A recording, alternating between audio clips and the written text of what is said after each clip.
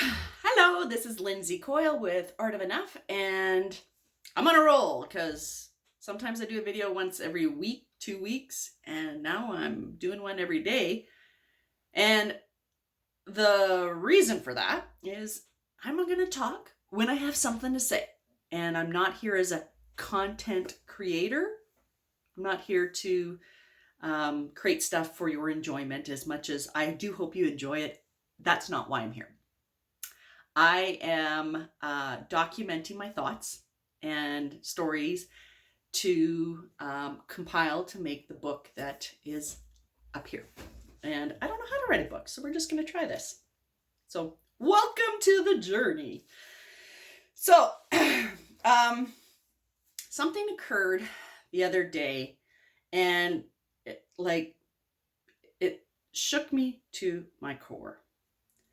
And I was thinking about it, and it's like it happened yesterday, but it's like it's been occurring over the last couple of weeks because something's been shifting within me. And so I'm just going to kind of give you a little story about myself. I would say I am definitely in the throes of a midlife reevaluation. People call it a crisis, and I was like, well, there's no imminent danger unless you consider continuing through life with blinders on a danger. Then yes, it could be a crisis thing.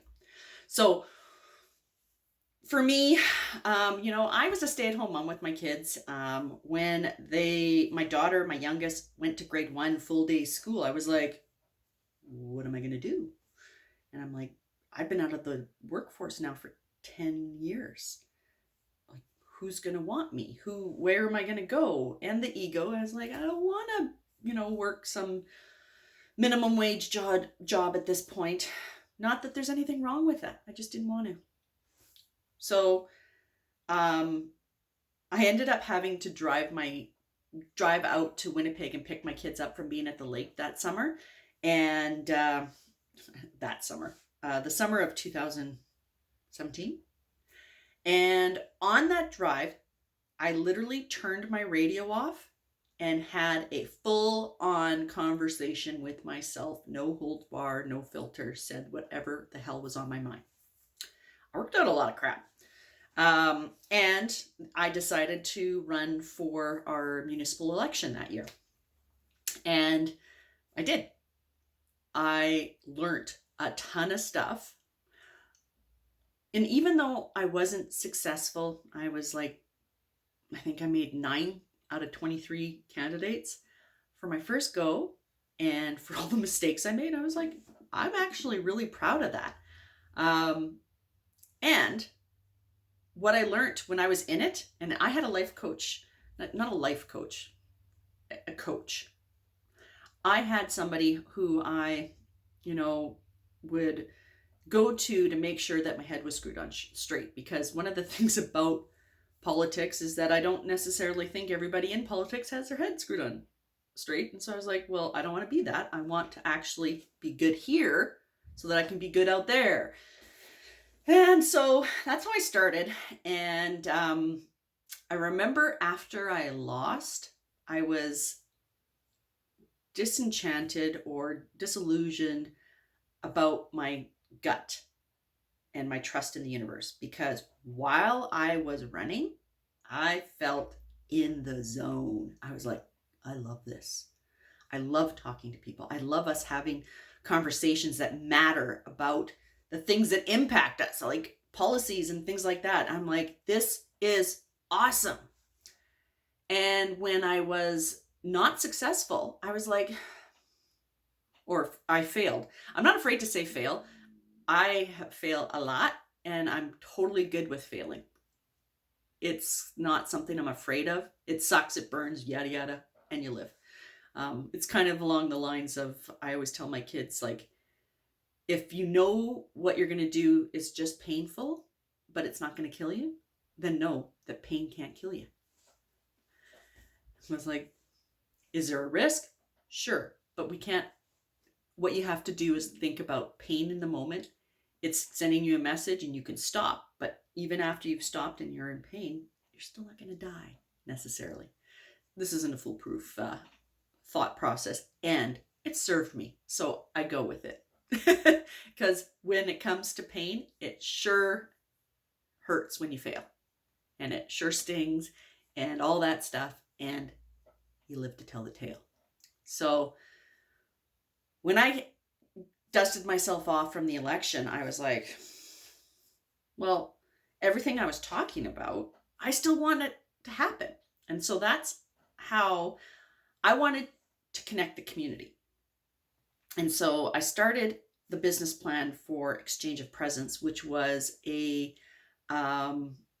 where I talked to all the businesses and artists and nonprofits, and I asked them to put together an activity for a mom and a daughter, or a mom and a son, and a father and a daughter, and a father and a son, and those kind of like family dates per se, where you had something to do. So take a dance lesson for an afternoon, or go do a, pottery class, or go donate 4 hours at a nonprofit doing XYZ. It was spelled out easy, and you would be able to get engaged within the community. And that's how I saw connecting the community. And through the business plan, I saw that marketing that was so expensive in order to get the word out, that I'm like, because a lot of the businesses were already doing it, but nobody knew. And I was like, well, okay, let's get the word out. But in order to get the word out, you need money. And so when I really looked at what kind of money is necessary to market a this family dating exchange of presents thing that I was talking about, it made it cost prohibitive for families and still honor the time and energy of the businesses and nonprofits. So I was like, we need a better way to get the word out to the community who is here and who exists. Bum, bum, bum, bum. So that's how Energy Exchange came about. And that was so an online business directory and events calendar with the sole purpose of connecting the community and to alleviate some of the cost that businesses have about getting their name out there. And here, this makes sense to me. During the election, I kept saying, we need the city to create this for our community, because we need to know. And that information wasn't readily available. Okay, so fast forward. I've been running this business for 2 years. I got sick in March, which unconfirmed, but believe it was COVID. And I was down for like 5 weeks. And then I got better for like a glorious week. And then I was sick again. And then I was struggling to get help, because it was breathing issues during COVID, and it wasn't COVID at that point. And I could tell because it was different. I was like, no, shortness in breath, all that stuff is different, and it's not the same as it was before. So something is wrong. And I ended up a month and a half it took to get my diagnosis of pulmonary embolisms. And I have like 2 or 3 of them in my lung, 2 for sure. And it's possible that I've passed further since then. Don't recommend that. Don't do pulmonary embolisms. They're not fun. So I'm on blood thinners.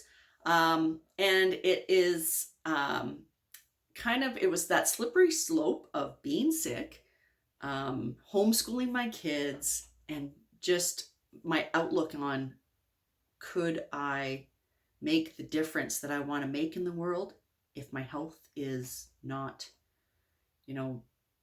bang on, because I was so tired, still am. And so I was like, I started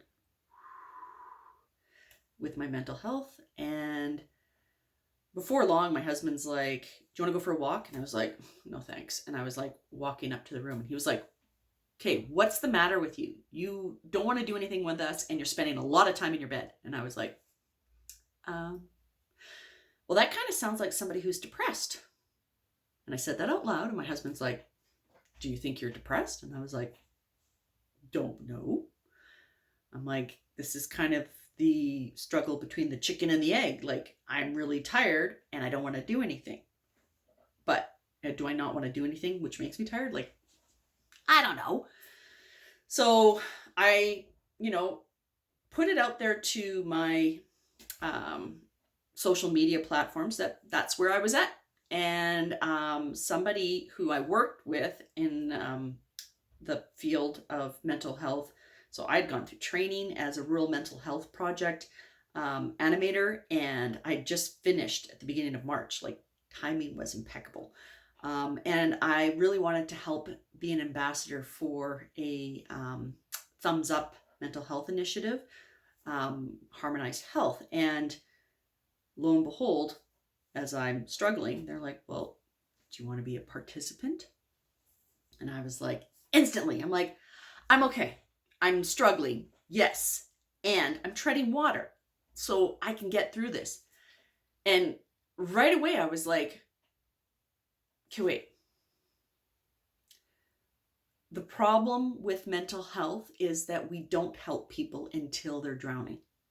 Like, until people are suicidal, until people are like in such a dark cave that it takes forever to get them out. And I was like, what am I waiting for? Am I going to wait until I'm drowning? And then I'll be like, yeah, maybe I will take you up on that.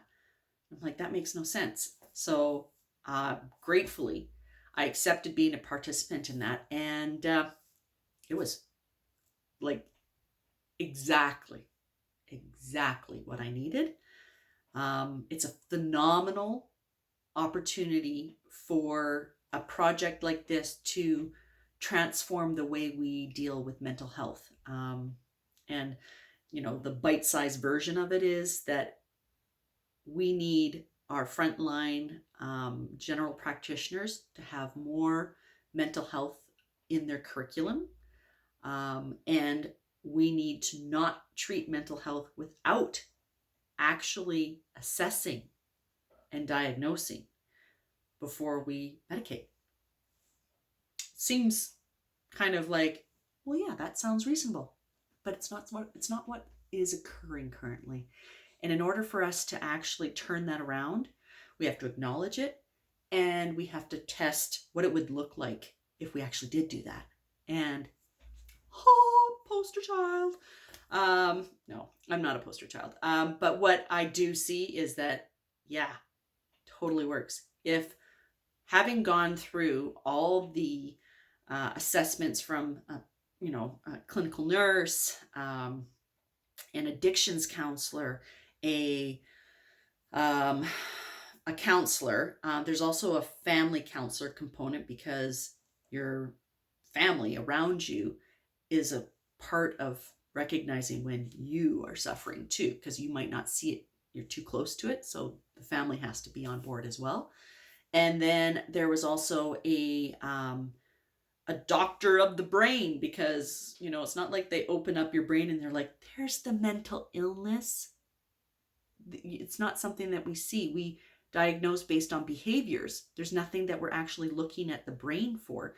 And they're kind of changing that around, going, no, actually, mental illness is in the brain. And it is the reoccurring thoughts and patterns that we have. And those are going to fire a certain way in our brain based on our chemicals, hormones, all that stuff in your brain. So, sorry, that might be more than a little bite size, but whatever.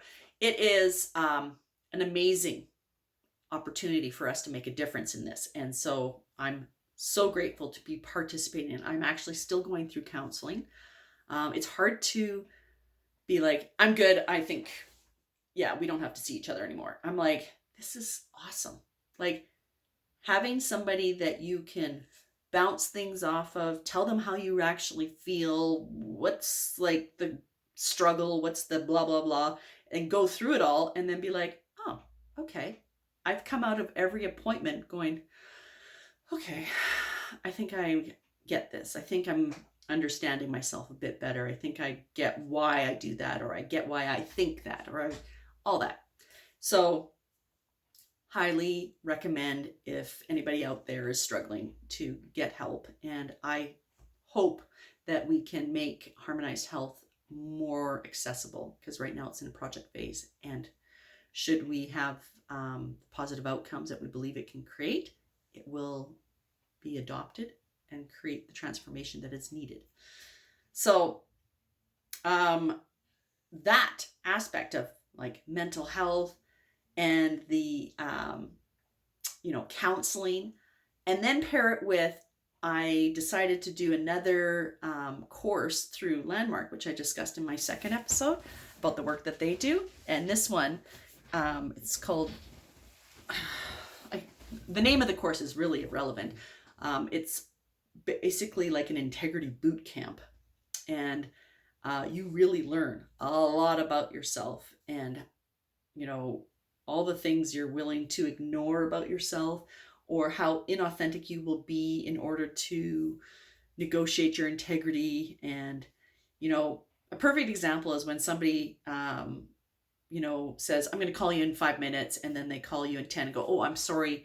I didn't call you in 5 minutes, like I said I would. And the other person goes, that's no big deal. Don't worry about it.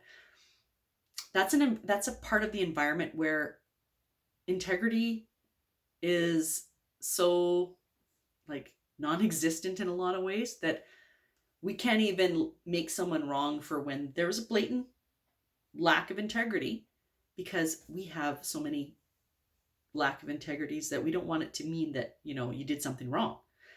And integrity is about being whole. So one of the examples that was told to me was like a wheel with all the spokes, and that when all the spokes are there, it functions. It works as designed. And with humans, when it comes to integrity, when we do and honor what we give as our word, we are whole and complete in our sense of self, and that we work. When you do what you said you're going to do, and you do it, and you feel like, yeah, I am a person of integrity. And you start to see integrity differently, and you start to see how, like, I always call myself a recovering people pleaser. And I would take on things that there was no way that I could keep my word, because there was too many things that I was taking on, because I wanted everybody to be happy.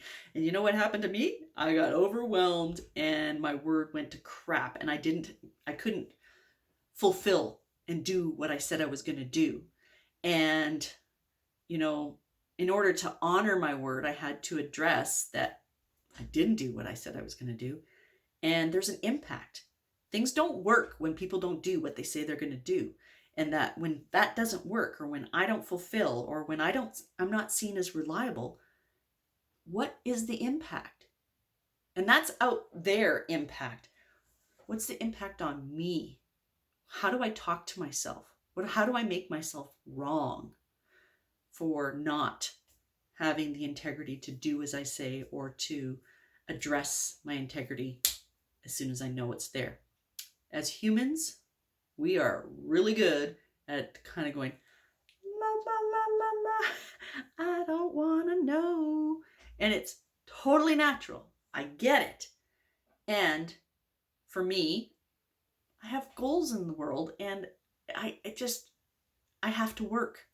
I have to have my integrity in place so that my sense of self is whole and complete, so that I can make the changes in the world that I want to make. That's kind of where I'm at. I'm almost at 20 minutes, and I'm thinking I have so much more to say. So this was episode 5.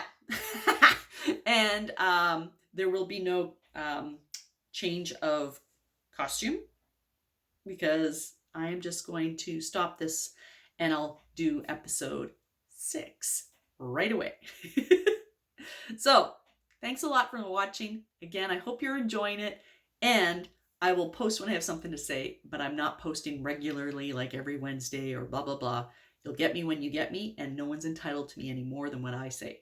So I know that social media people are like, you should be doing your makeup and you shouldn't be doing more than this amount of minutes and blah, blah, blah. And I'm like, that's great if I was doing social media. I am a human being capturing my thoughts and I'm sharing them with you. Enjoy or don't follow. I don't care. Okay, cool. Talk to you later.